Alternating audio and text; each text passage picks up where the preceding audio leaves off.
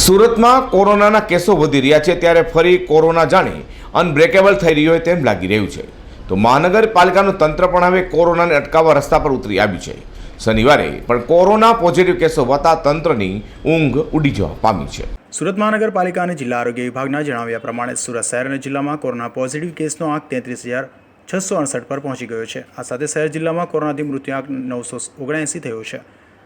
શનિવારે સુરત શહેરમાંથી 179 અને જિલ્લામાંથી 193 મળી કુલ 272 દર્દી કોરોનાને માત આપી સાજા થયા હતા, જેને પગલે કોરોનાને માત આપનાર દર્દીઓની સંખ્યા 30,660 પર પહોંચી ગઈ છે.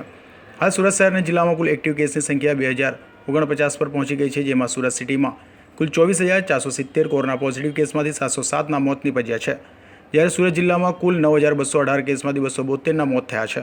સુરત સિટીમાં અત્યાર સુધી કોરોનાથી કુલ 22,669 દર્દીઓ સાજા થયા છે, જ્યારે જિલ્લામાં કુલ 8,119 દર્દી સાજા થયા છે. Azhar Qureshi, G24 news.